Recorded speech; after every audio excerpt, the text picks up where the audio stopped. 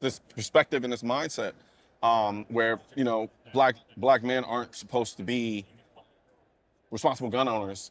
They can only be irresponsible gun owners. Right. And I actually almost took that up as a mantle. I said, I want to change the image of how a black man with a gun looks in America. Wow.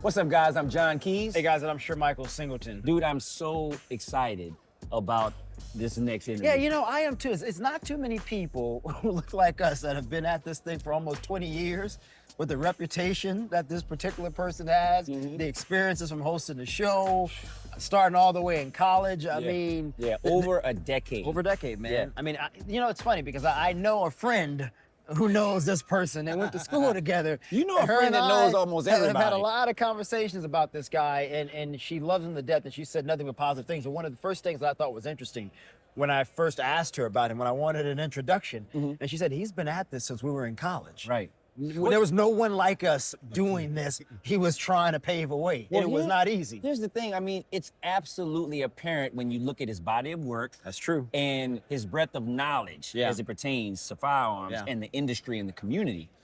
And over 500 million views on YouTube. You're doing something right. You're doing something right. You're doing something right, guys. I mean, like, there's that old saying, you stand on the shoulders of giants. Well, we have one with us, Colion Noir. Colion, thanks for being here, bro. Welcome to the Absolutely, show, man.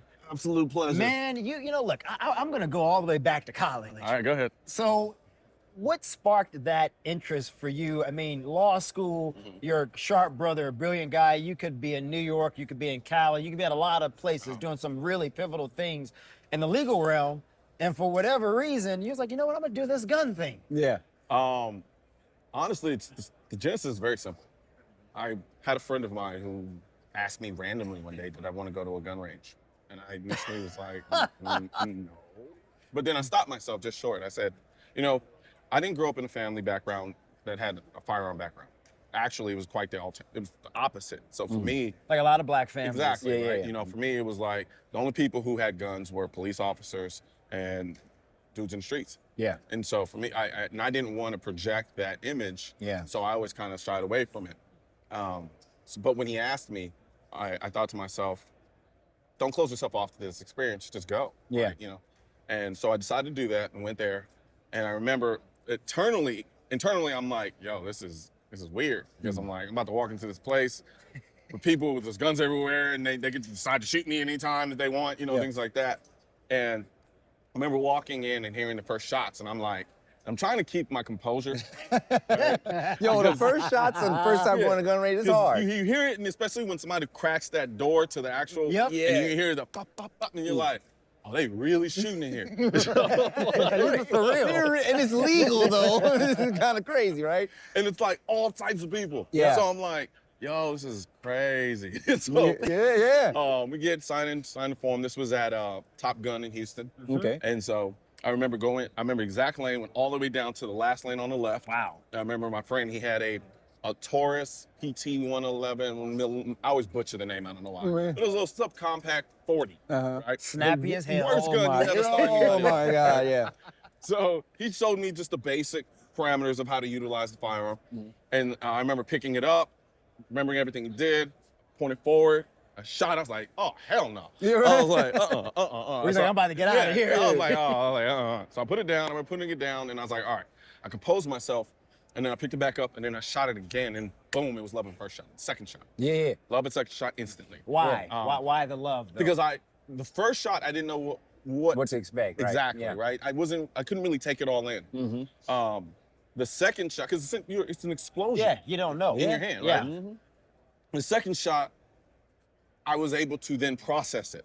I'm like, yo, I'm containing an explosion in my hand, and that the nerdy, geeky side of me started coming out. That's your attorney being very nuanced. Right. And then I'm like, I'm launching a projectile, because I hooped, right? That was my first love was basketball. So, and I was known, you know, my business partner Mark can tell you, like, I was known, I'd come to the gym and just start launching from half court before Curry was Curry. Oh, that was my thing. Okay. Now, I'm not saying I hit Long them range. like Curry did. Right? Right. But you were still straight out there. I learned the secret to that is just launching with confidence. Because if you shoot from half court and you miss, you shot from half court. Yeah. If you hit, just walk away like you expected Like it. you knew it, like you knew it. It was a win-win regardless. Exactly. Yeah. But I'd always been fascinated with the long ball, and I think that kind of transitioned over into the shooting side. The idea of launching a projectile at 25 yards at the time, because I'm at the range, but it's progressed from there. Now I'm like shooting at 600 meters, at a mile, you know? And it's this little bullet, and you're hitting the small target. It's incredibly fascinating to me. Yeah. And so I remember from there, that little rabbit took off, and I followed him all the way down the hole. And I mean, this was like at the genesis, like where YouTube was still the Wild Wild West, right? And so there were a lot of gun content creators on there. And I remember I was consuming so much shit. I mean, constantly consuming. Every gun video, every magazine. That was like back in the day with like the Magpul Dynamic DVDs. Like, Oh, wow. I didn't even know that was a thing, bro. No joke. I would go to sleep to them. I would literally have them playing. I would go to sleep watching the Magpul DVDs. Wow. That's how deep I got into it.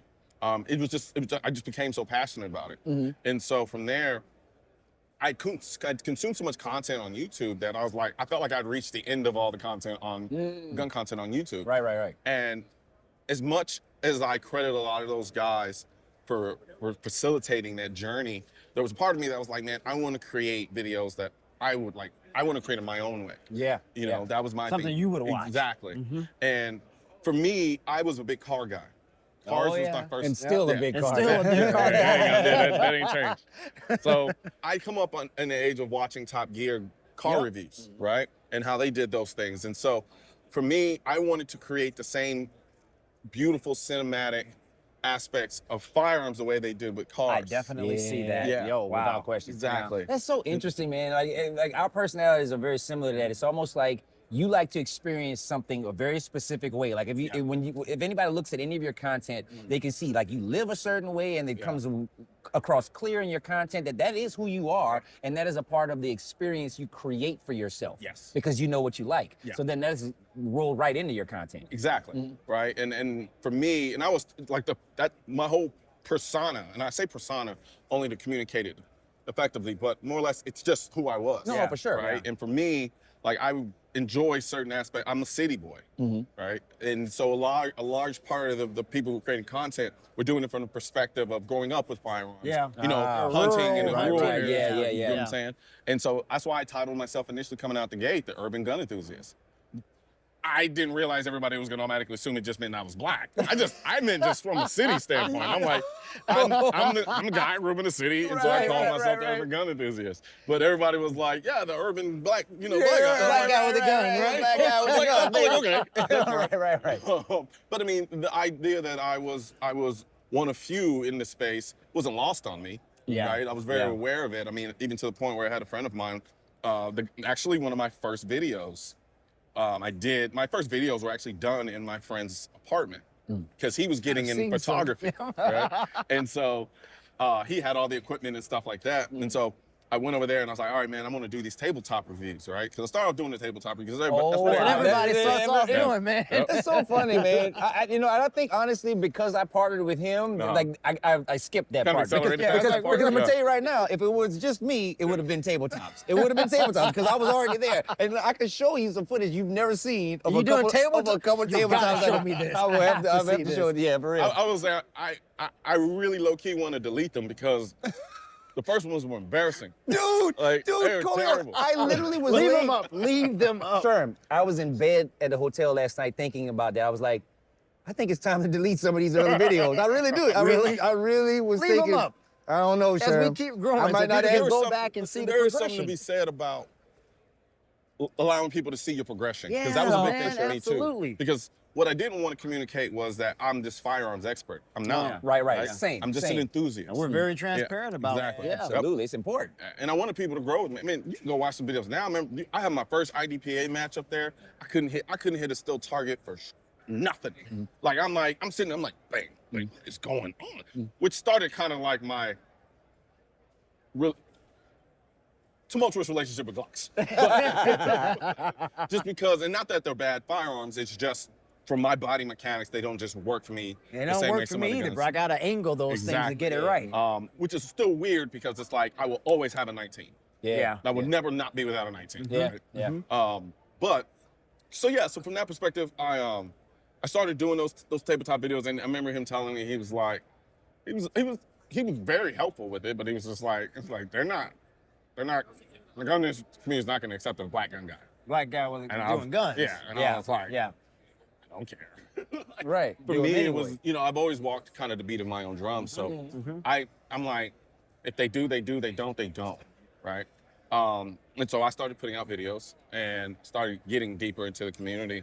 And I never had any. Of course, it's the internet, right? Yeah. Yeah. So there was some kind of place You comments can here and always there. get Oh, for those sure. people. Yeah, Yep. sure. But by and large, that was not my experience. So at what point, Colion, did you decide you're on this path of law school? Clearly, you're a sharp guy, a very sharp guy from what friends that we know have said about you. At what point did you decide, you know what, I don't want to go this more corporate professional route. I'm gonna go this route of an entrepreneur trying to build this gun thing that I don't have no idea where this is going. Like, when did you make that transition? The NRA. Wow. So Okay. my whole goal was, like, this was never supposed to be a big part of what I did. This was supposed to be, I was gonna be like, make a bunch of money being a lawyer, Yeah, and yeah. then This and would be then do a the hobby. gun stuff on the Yeah, side, yeah. right? And I remember getting a phone call from someone at the NRA, and they were like, "Hey, we would like to stay in NRA. Want to fly you out to have a conversation with you, working together." I was like, Right. NRA. Yeah. And so I'm thinking I'm being trolled, or it's somebody trying to set me up, because it was Right, during right. that period of time where Oh, the gun yeah. debate was very tumultuous. Everyone Yeah. kind of had these conspiracy theories. Yeah, you so, thought you were like going to be an angle. exactly. Yeah, Oh, I yeah. thought they were trying to set me up to kill me. Oh, That's Lord. talk about delusions of grandeur. But, so I'm like, I don't know what's going on here, right? Yeah. So I'm like, I talked to a couple of people, and then I figured, okay, let's just go. Yeah. Right? So I went and I met with them, and it was a great experience as far as the meetup. And they said, look, we just want to put together, I remember it was like a series of 6 to 12 videos. Yep. Because now at this point, I've kind of run deep into the political discussion about firearms. Yeah, yeah. And so they're like, we want to do like 6 to 12 videos, straight to camera, like you do. Basically, we just want to brand them NRA. And they're like, you just do your thing that you've always been doing. Yeah, So I scripted all of them, and then I delivered them to camera. Probably not the smartest thing to do in the world, considering I was studying for the bar. Oh, boy. Yeah. Yeah. We don't dive too deep into that. But Right. so I did that, and the videos did well. When they first released it, this was the first time that they had put a frontward-facing black person Yeah. from the NRA, right? Yeah. Publicly like that. And this was my first foray into this the broader political conversation about firearms in this country. And remember, I was in Virginia Beach, and they had just released the first video stating that there was going to be a series of videos that I was going to be doing. And I remember sitting in Virginia Beach. I had a couple drinks in me. We were just kind of hanging out, and I was with some of the people at the NRA, and I get a tweet. This is when Twitter was just popping off too. Oh, boy. Oh, yeah. Yeah. So I get a notification, and it's like, what's his face from? I can't believe I forgot his name. From Def Jam. Oh, Russell. Yeah.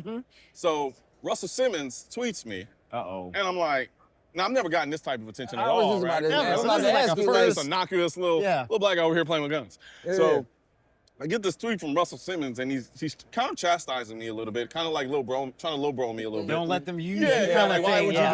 Oh, and yeah, like yeah, that. yeah. And I'm like, I didn't know there was anything wrong with self-defense in the 2A. Like, Right. it was so pure. Like, it was in my mind. You're like, not even thinking about all these other layers to it. exactly. Yeah, What are you talking yeah. about? So at this point, I started responding. So we started engaging back and forth a little bit. But what Russell didn't realize was, like, I had already cultivated an audience. So in his mind, he thought I was just somebody they found on the street, put a hat on him and said, talk, boy. Yeah. Right? He didn't know what He was didn't coming know. next. Exactly. So now Sims is starting to get retweets from other people who follow me and him. And they were like, I mess with you, Russ, but I also mess with Colion Noir too. Yeah. Like you're kind of wrong about him in this sense. You're seeing this in the Exactly, wrong way. Yeah. And so inevitably he kind of backed off. He's like, no, I don't want to get into a fight with you, young man. He kind of, because he realized what he stepped into. And so from there, that kind of was like, that was the genesis of like me really deep sea diving into this, being the frontward facing voice. For all intents and purposes, I was the spokesperson of the NRA. Because that's what people saw the most, but people didn't realize I was never the spokesman.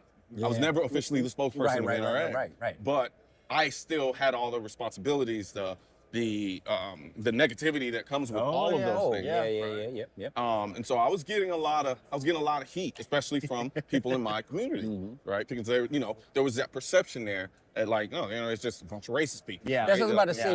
Yeah. Was it more about the organization and less about the guns? It was Yeah. more about the organization, I'm the affiliation not with the surprised organization. by that, yeah. Because of, the historical context, so forth and so on. Now, ironically enough, what it did, and I'm thankful of, it allowed me to do a deep sea dive into the historical context Yeah. of the organization. Yeah. And a lot of it is not true. There's some aspects to it that I'm just kind of like, yeah, y'all dropped the ball on that. And I made that known. Yeah. Right. Yeah. And so, and I always did my best to be honest about where I stood and then who I was dealing with and then what they may or may not have done.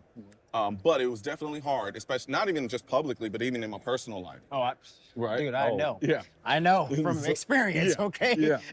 It got a little dicey sometimes, like to the point where at one point, like, because I started posting more gun content on my Instagram stuff. So it's like all of my law school friends, all our friends. They're like, because what of- the hell yeah, is what's going going on? on? Oh, yeah. People What were is hitting this? They were hitting up like, hey, you want to check on cause? Posting a lot of guns lately Yep. and stuff like that.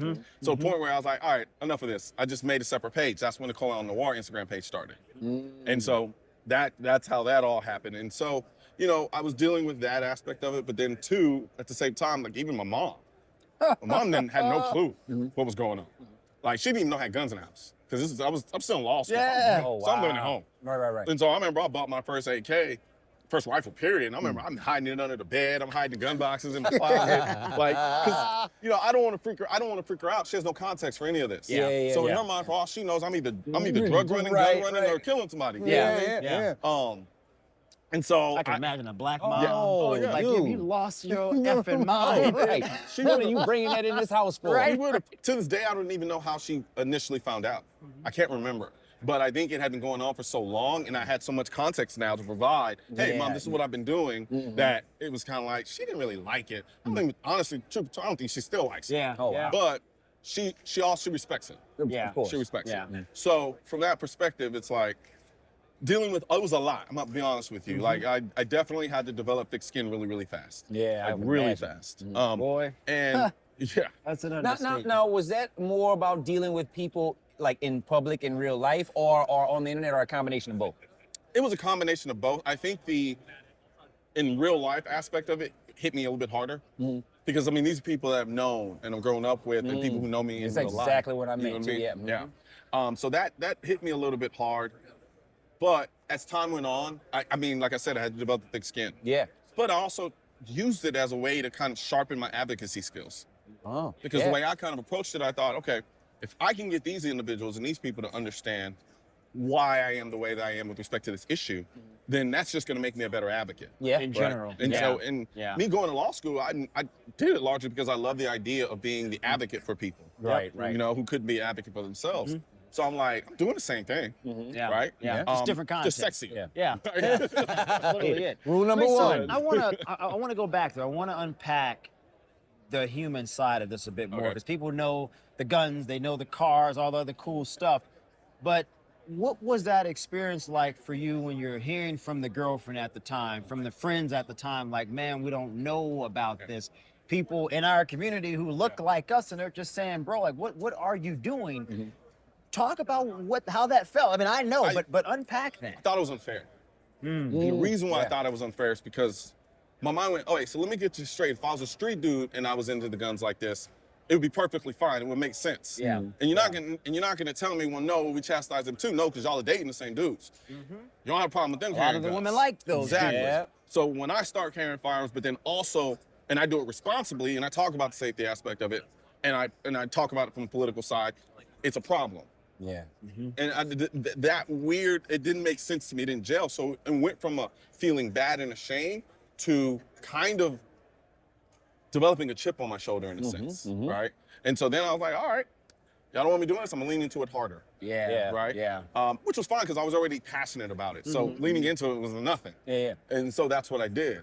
And the more I started leaning into it, the better I got at communicating my advocacy, communicating my positions on this issue.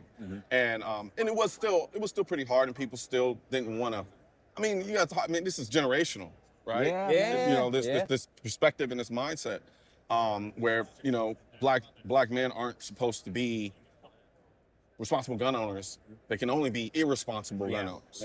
Right. And I actually almost took that up as a mentor. I said, I want to change the image of how a black man with a gun looks in America. Wow. Right? That was kind of like, it was an unspoken kind of goal of mine, because what I was learning also at the same time is there were a lot of dudes who were like me, but they were hush about it. Yeah. They didn't want to talk about it because they understood the backlash that would come from it. Yeah. And so in my mind, I was like, I wanted to create an environment where guys like me started to feel safe speaking out about it, which honestly, and be honest with you, not to kind of stroke you guys' ego, but you all kind of embody that.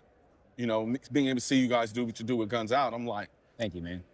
Appreciate that, work's bro. done. Yeah. You know what I mean? Because now I'll go places now. I got dudes look just like me. Hey, y'all love your stuff, man. Things like that. Yeah. And now I think there's more of an image of now where like black man responsible gun owner. Yeah. Right. Yep. It's no longer being monopolized by the idea of street life. Right. Right. Right.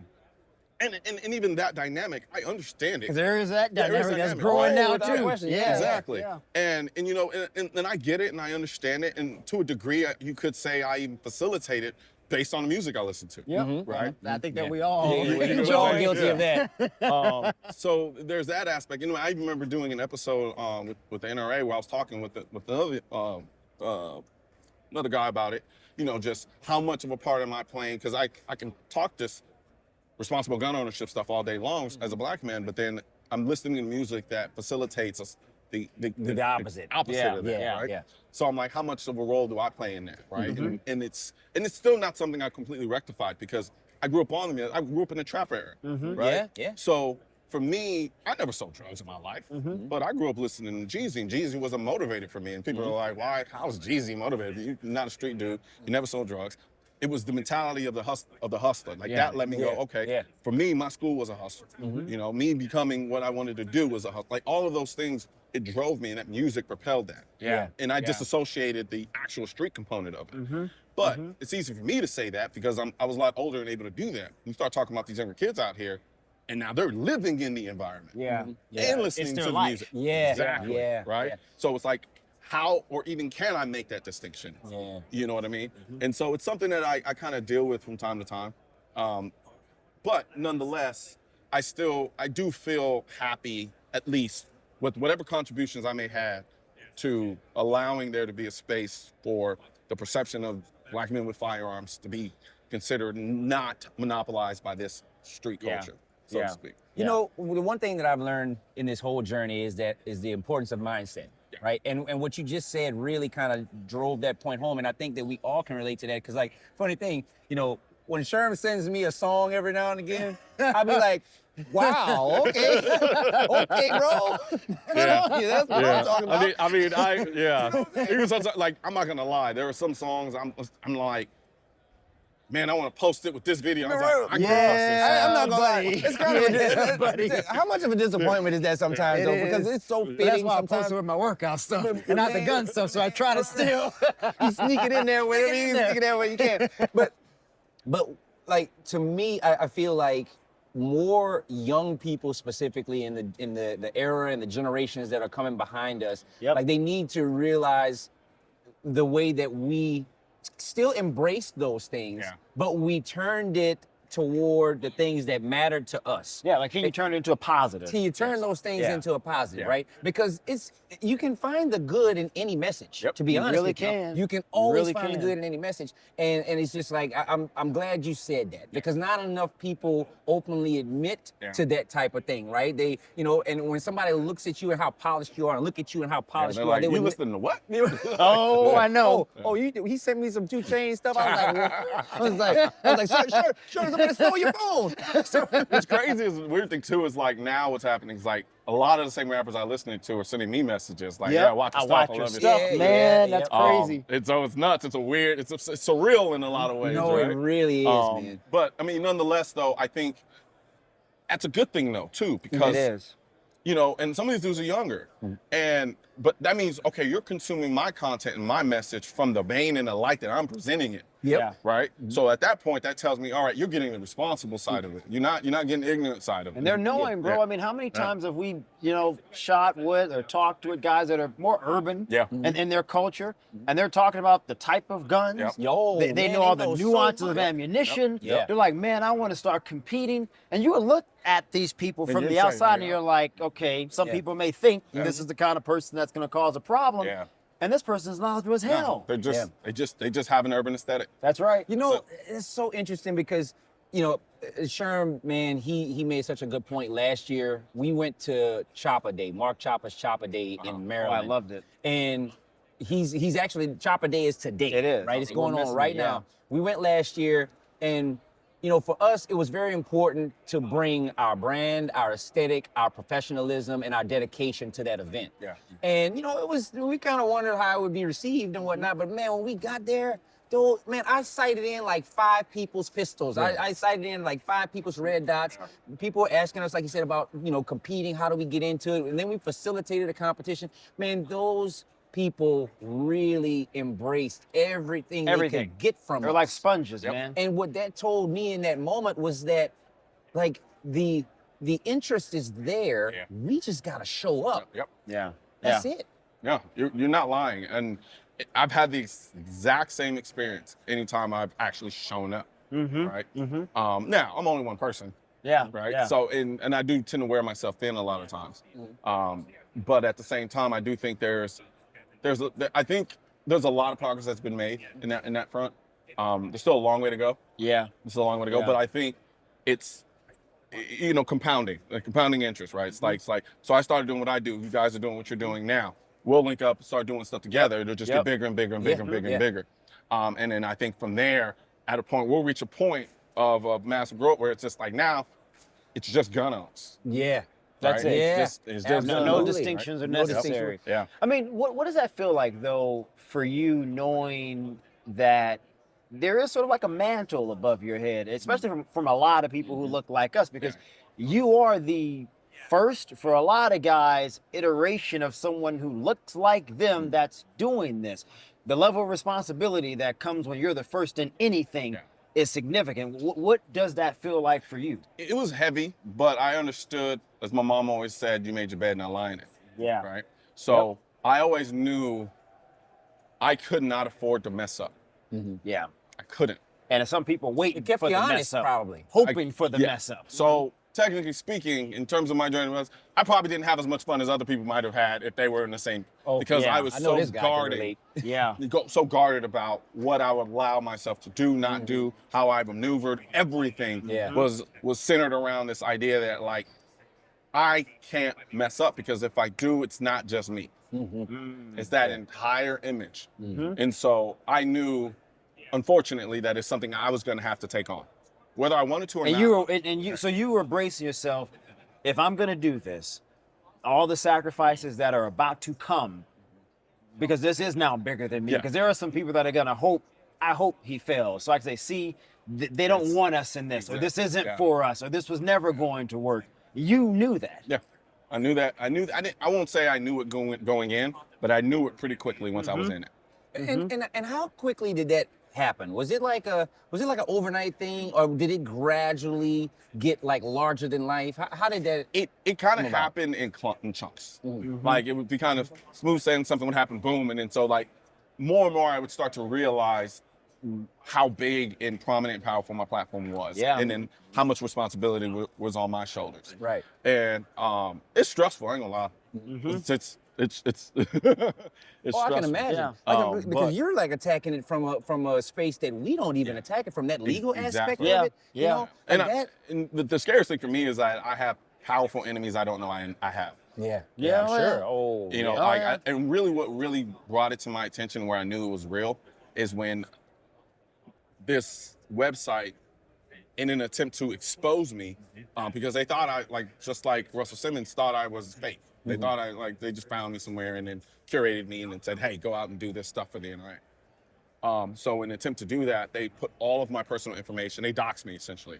Wow. Yeah, doxed me. I mean, but in their attempt to dox me because I'm a junior, they doxed my dad, they doxed my mom, they doxed anybody related. Like, and so I'm like, I even reached out. I'm like, hey, you can dox me, but I'm But why are like, you bringing my family? yeah, into like my this? mom lives by herself. Yeah. Like, and I'm Yeah. like, at least get rid of her. But like, my dad's cool with it. My dad's like, I ain't worried about them people. Yeah. But you know what I'm saying?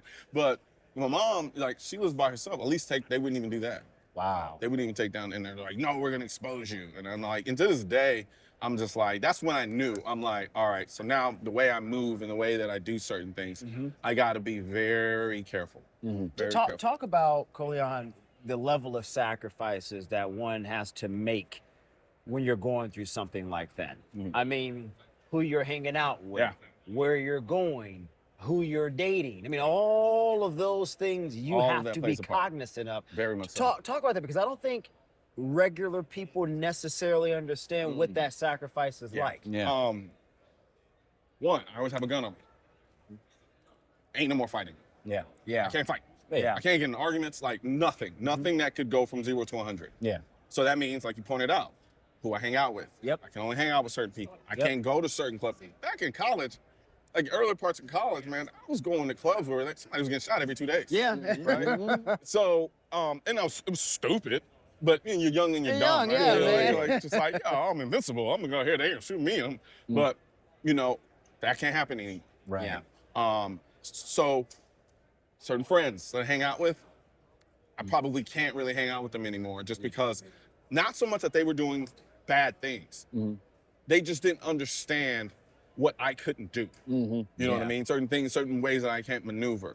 So slowly but surely, I started to become more isolated. Yeah. You know what Yep. I mean? And so that whole lonely at the top thing is real. It's really real. Yeah. From even from the female side of things, right? I have guns. I Yeah. have a lot of them. Everybody knows that. Yeah. Ain't no arguing with a chick. Yeah. All it takes No. is one to, There's well, no- I felt. It's like, and then everything starts like, crumbling. hey, you got it. Yeah. Good. Yeah. Like, yeah. it's none of that. So Yeah. I have to be incredibly discerning about the temperament and mentality of whatever chick I deal with. Yeah. So it can become incredibly isolating. Now, the one thing I will say is that I've been blessed with having great people. Yeah. The people who are in my circle are phenomenal. They're and protecting awesome. you. They're Exactly. looking out. They, Yeah, and they that's will look important. out for me. They'll watch my back, you know, even when I don't even realize they're watching my back. Yeah. So I've been blessed in that regard. So it makes all the sacrifices worth it. Yeah. But nonetheless, there are definitely sacrifices in that regard. Oh, absolutely. Yeah. A lot of it in the way of that isolation. Yeah, you know, I mean, listen, man, we all, when you start to become an advocate for firearms, a lot has to change about the way that you do things, just like you said. And you also have to make sure that you project that onto other people. Yeah. Because what I noticed is that a lot of my friends that were doing things a certain way as it pertained to firearms, like they really are taking things a lot more serious. I become their gun guy. Yeah. You know, and Yeah. I enjoy being people's gun guy. Yeah. Because, you know, I'm saving them money. I'm teaching them how to do things the right way. And as of lately, I've really been taking up this position of getting people formally trained. And it's always been important to me because I feel like people think training is just so you can become like a John Wick behind the gun. No. They don't even realize it's gonna enhance their overall range experience. They're gonna Yeah, feel a lot yeah. more confident. Yeah. And I feel like the more trained you are, it also gives you more of a calm because now you know you have measured Confidence. your Yep. area of expertise Yeah. and capabilities Yeah. with the firearm. So now it's like I know how much time I need to buy myself, and I know when we're at the moment where now I can my 2 second, my 1 second, my sub-second draw is gonna be helpful. And the crazy thing is, I've always told people, I said, look, to become exceedingly good with a firearm takes a lot of work. It Yeah. surely does. To become adequate, Yeah. it's not that hard. Not that. It's not that hard. And people think yeah. that it's really, really Yeah. hard, but the fundamentals, man, you can get there and you can do the bare minimum and you can keep that in Yeah, a and you're polished. proficient enough to defend yourself effectively. 100%. Yeah. But what they don't realize is that it's not really going to stop there, especially if you go with Yeah, somebody. And that's been Yeah. our bread and Yeah, butter. Is yeah, like yeah. our competitive spirit. We push each other. Yeah. And I'm gonna be honest. I know for a fact that I mean, I saw it firsthand when we did the. Oh, right. Oh, When we did the thing in Georgia. I'm gonna ask you a question. So, were you surprised by that? That when you saw us shoot, that we knew that when you saw we could shoot? Because No, a lot of people no. say that they are surprised. So I can take I can figure out whether or not somebody can shoot based on what they do within the first 5 seconds of picking up a gun. The way you handle it, your demeanor, everything. I can instantly tell that you're at least adequate at shooting. Yeah. Because there's subtleties in the way that you can maneuver a firearm. Like you can see when somebody's kind of slightly uncomfortable, even if they're trying to look like they're not. Right. No, for I sure. can kind of tell. So looking at the fine motor skills, things like that. And I've seen you guys handle guns. I'm like, yeah, I'm not. Yeah. And honestly, like, if you can't, like, the weird thing is people think, like, you get into guns like staccato, that, like, you do it because you can't shoot. Yeah, no. The only people who really You get into can't guns like fake that are that. people who shoot. Right, right. You're not going because you can't appreciate the distinctions Right. unless No, you are a shooter. Right. And so, right. no, so to answer your question, no. You know, it's I funny wasn't because surprised. one of the things I always like when you get to shoot with people that you watch, you cannot fake that. Nope. Like, I mean, you can do all the editing Nope, magic nope. with the Yeah. video. Cannot fake it. But when you're on Yeah. that range, man, Yeah. you're either hitting the targets or you're not. Yeah. And the one thing that really, you can kind of maybe get away with it with a handgun. Once you get on that rifle, Oh, yeah. there's and you're no- doing dynamics Yep, all of that. nope. Yeah. Yeah. That tells me It's a everything wrap. I'll know within I a mean, heartbeat. you know, I'm like, oh, I'm gonna say this. yeah. I'm not gonna say any names, but we did something last year with some other guys that we all know and definitely respect. Yeah. And I was surprised. I mean, some of these guys, you know, I really like. Yep, And we get there, and one of the guys said, "Hey, well, we're gonna do some competition stuff now with pistol and AR." Yep. And we won. Yeah. And I was surprised Yeah, because no, some of the seriously. guys I've watched for years, man, and I thought like, oh, this guy, they're about to blow us through. Yeah. Colion, it just shocked me, bro. I'm telling you. So the one thing about me is, and the one thing I can tell about you all, and I think a lot of it comes down to like just inherently being athletes. Yeah. Okay. Like, Yeah, it's that's a like- good point.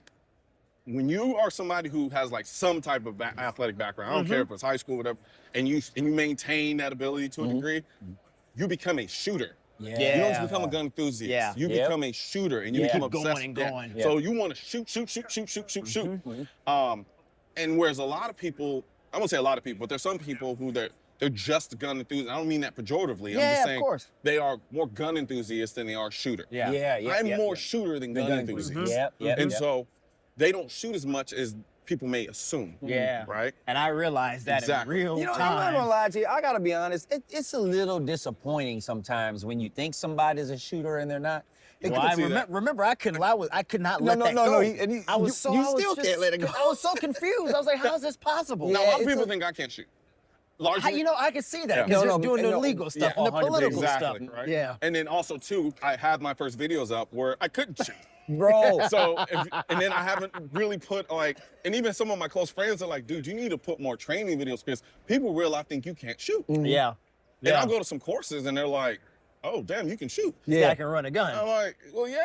Like, Yeah. I like when I do my gun videos, like we're out there shooting. Yeah, Like, yeah. really yeah. shooting. And I treat, even though like, so for instance, if I'm doing B-roll, like even though I'm shooting B-roll, Yeah, you're I'm still hitting the every target. shot is a rep. Yeah. Right? So yeah. I'm making sure my sights are aligned every shot. Even if I'm shooting into the berm, Yeah. I'll shoot the first shot and I'm like, repeat that, hold that there.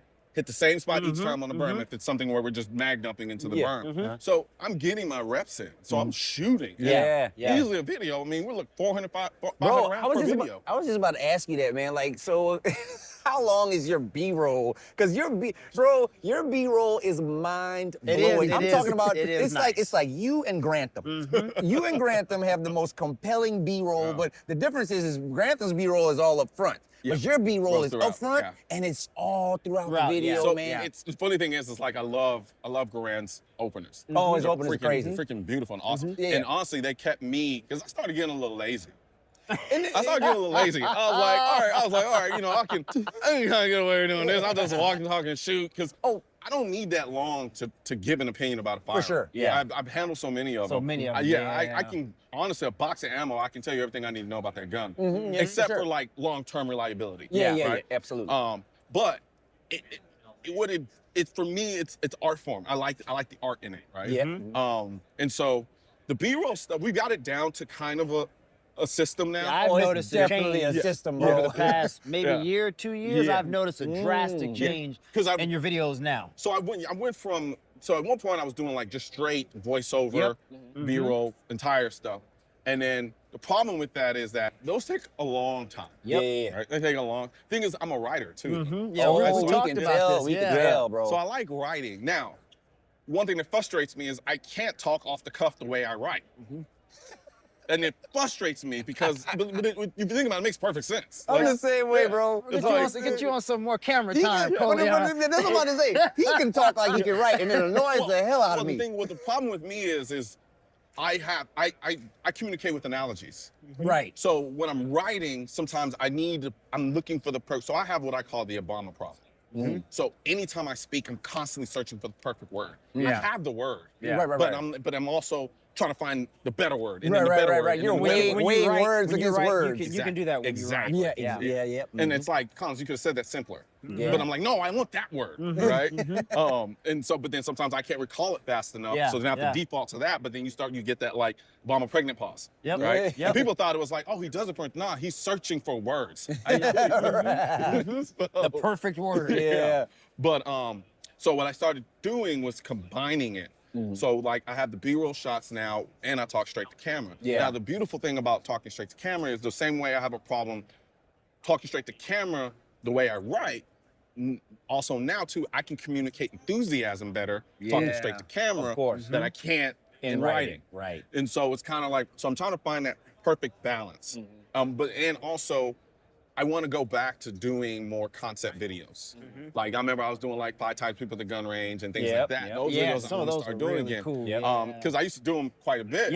And then between the political side and the gun review side, they take up so much time. And those I have to write. I have to write those. No, you got it. I have to write those. I mean, You cannot miss the details on those. Dude, I gotta make a confession, man. Let me tell you something. So like when you said you was getting lazy, you can ask Sherm about this. You know, when we started coming, I was wondering if you were gonna. I know where you're going. Go ahead. I know where this is going. So when we started to really ramp up and start to be more and more creative about the concepts of our videos and stuff, you know, we were always, I mean, bro, it's easy for somebody to look to you for a comparison, right? So I was like, one day I just went on, I was like, let me look at Colion's latest video. So I went and I looked, and it was one of those videos where you literally, for 10 minutes, all you did was just walk down the range with the gun in your hand and you talk to the camera. And I went back to Sherm, I was like, we talked about it. We can get it. We talked about it. We definitely talked about it. No, I get it. No, I grew up competitive. So everything is like, for me, I'm always comparing my stuff. Always. Because that's the only way you're gonna stay sharp. Otherwise, you're gonna get lazy. You're gonna get lazy. So that, I'm like, have at it, like, shit. Because I guarantee you, I'm like, okay, well, I gotta step my game up, right? That's the way I look at it. Oh, sure. You don't even understand. I was so enthusiastic about it, though. I was for real. Like, I was like, oh, we gonna get him. Let's get him while he's lazy. We had a long convo and then 2 weeks about that. later came the Uber B-roll and all the angles. It was like, so crazy because we talked about it, and I was like, you know, I wonder if he saw it. Remember we had that whole conversation about that. We did. The one thing I will say this, and I think I got this from my mom. I can't stay lazy for long. That inner voice will kick in one way or another. And my business partner can tell you, like, I'm never happy. Ever. And so you can say it's a gift or a curse, but I'm never happy with anything that I do. I'll look at it and I'm like, damn, that's like, I could have done that better. Or I'm like even I feel bad for my videographer because I'm very talented. I'm like constantly changing perspectives. I'm like, all right, maybe we start doing it like this, right? And then let's try to get this shot. And then conceptually, let's do this. And then stuff like that. And he's like, bro, and I guess, that's why he's so awesome, because he's down. But I can also see his face sometimes. I'm like, here we go again. He's like, here goes Collins again with these ideas, right? And then the messed up part is sometimes he'll pitch me ideas and I'm like, and they're actually good ideas, right? But sometimes it's just me being lazy. I'm like, I don't want to do that. I got a system, right? You know what I mean? But I think if I need to maintain the enthusiasm and love. That's what got me. That's it. That's what it is. And I've heard it all. People are like, you know, no matter what, if you do a passion as a job, it never becomes a job. I get that. It is. What I do now is a job. But the passion is still there. You ask me, like I'm a habitual workaholic. Like I don't remember the last time I took a formal vacation. Vacation for me is like a weekend doing Sunday fun day or something, right? But if you ask me, all right, you have a week of doing nothing. What do I do? There will be cars involved, and there will be guns involved. Yeah. It's just what it is. Now, that makes me dense, I guess. Maybe. So thinking about that constant search for perfection, the hard work, constantly trying to push yourself to the next limit, where do you see your videos going in the next 5 years? Well, what does that look like for you? So one thing I have to do, and there's no way around it, if I want to be able to grow, if I want to be able to kind of start flexing the other creative muscle, right? Because I'm not a comedian. However, because I'm an only child and I live in my brain, I'm very observant. Yeah. Right. Yeah. And that's where I pull from, and whenever I do like more concept videos, right? I can look at the community to observe the personalities and kind of push towards there. But I have to be in a creative mindset. And so the problem that I deal with sometimes is flipping the switch. So the political side is very analytical, and you can force it, right? You can burn the midnight oil and force the, because it's logic. It's just boom, boom, boom, boom, boom. Getting those points. Yeah. But then when you flip creative, you can't force creative. Nope. And creative doesn't work well under stress. No. Right? Yeah. Not So, at all. yeah. And the only way I can get to that point is to put myself in a position where I'm relaxing and living life. And a lot of times that's when my business partner comes in, because I can't live and hold the camera. Someone has to take this, right? Famous words of Drake. And I have to be able to live life in order to then come back and put that in the stuff that I'm creating. Yeah. And so if I'm always working, I can't do that. So Right. what I have to do is find a way to streamline what I'm already doing well, so that it creates enough time for me to be able to relax, focus, and live life, but then also start bringing in other elements of stuff that I want to do as well. That's what I was about to say. I think that's like what you would call that lazy period a little bit. You got to give yourself a little bit of a chance to breathe, right? Yeah, that it's important. rest. And for us, it's that like we go on a sprint where we will stack like 6 weeks of content, right? And then we'll take a little break. So I've never done that. So that's the thing, and that's what I'm also going to try to start doing but I have to be honest with myself, can I even really do it? Right. Because of the political side. Because it's more everything's current. coming up. Right. So like even now, I have people like, I filmed 3 videos before I came out here for the show. And I'm like, all right, good. I was like, I don't have to worry about it in the back of my head. We got them out, they're ready to go. I just released a video today. And then I was skimming through the comments. That's when you came up to me at the table. I was skimming through the comments real quick. And all it is, why aren't you talking about this? Why aren't you talking about what's going on in New Mexico? And I'm like, there isn't a break. Like, dang, You can't, on the political stuff, you can't take a break from that. It is not possible. I mean, you can, but it's going to come with consequences. It is. You're going to miss a whole lot of stuff. Right. You're going to be behind, So that's that. But I'm always of the mindset. I was like, I'll figure it out. That's like my mantra. Like, I'll figure it out. Yeah. So before we wrap, if there's anything for people who see the gun stuff, they see the car stuff, people don't know you're an audiophile. You and I have talked about this before. There's all of these different other components to you. What would you want people to know about the real Colion beyond just what they see on their phones, on their computers, on their televisions? I'm a massive introvert. I think a lot of people misconstrue me for being extroverted. And I know how to be extroverted, but I am a stone cold introvert.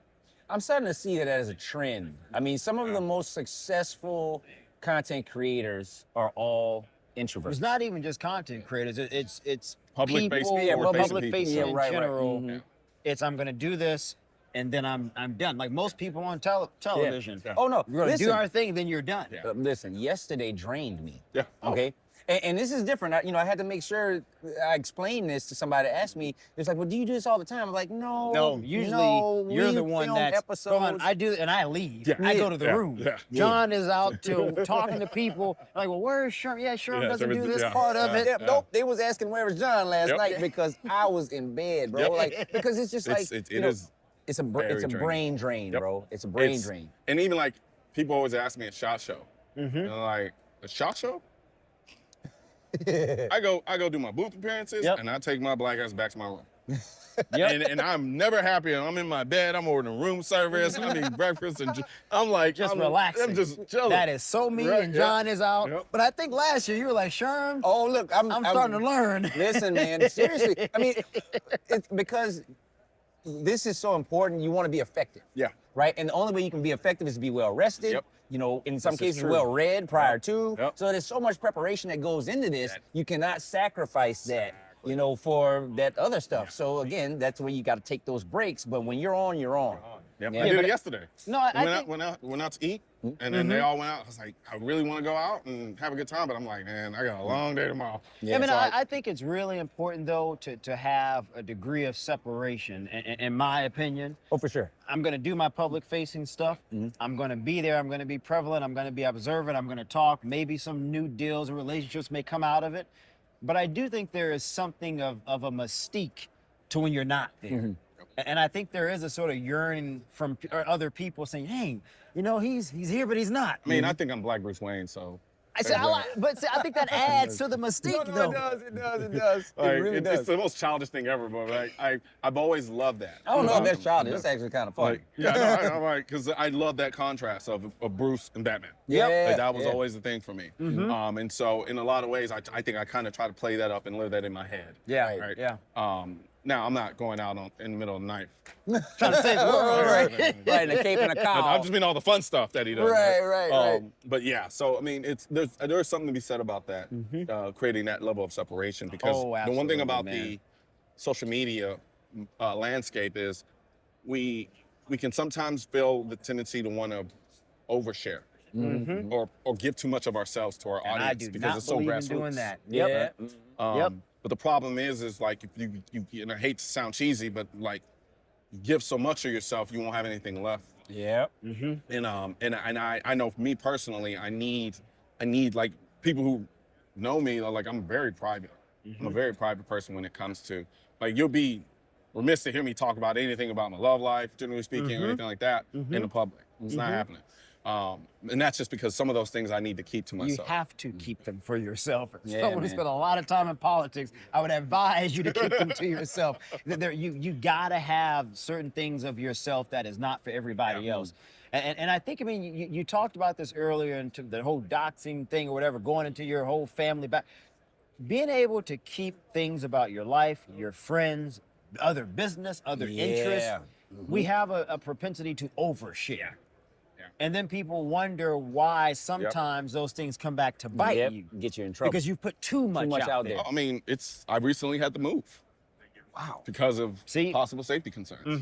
Because I was living in, and I'll end on this point because I know we were trying to wrap it up, but you know, I sometimes don't want to post certain things because it's so easy to triangulate. You don't know what your information you're giving out there. You right? don't. And so people being able to say, oh, I know that corner. I know that area. I know that area. Exactly. Yep, right? that skyline, all those different things. Yep. And so I try to keep it as cryptic as possible. But even like I said before, I recently, I went from being rather accessible, like you could just walk up to my front door, to now, like you can't even get to the floor I'm on. Yeah. Right. Yeah. So, and that was needed. Now, it was an expensive ass move. Oh, I'm sure it was. But Sure it just was. comes with the territory, things Yeah. like that. Like Now you got peace of mind. Even to the point now where like I'm like sometimes I am going out with a bodyguard, right?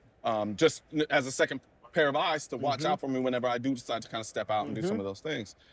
It's problems I never thought I would ever have, right? Yeah. But then part of that too just comes with me refusing to leave the city. Yeah. Well, look, man, I think it's important for people to understand the dynamics of who you are and what comes with it. Agreed. But more than anything, I mean, you really have sort of set a standard Yeah. for a whole lot of people, man, who look like us. You are, I mean, there are a lot of people who don't look like us, who people look up to. Oh, 100%. But it just reminds me of that Michael Jackson man in the mirror thing. Everybody's searching for the man in the mirror that looks like them. And you have become that for a lot of people like us, bro. So we appreciate you, man. No, 100%. I say you guys run with what you're doing, man. Thanks, Yeah. man. Because I think appreciate it's it, bro. incredibly important. I love it. I love watching it. Appreciate truth it, be bro.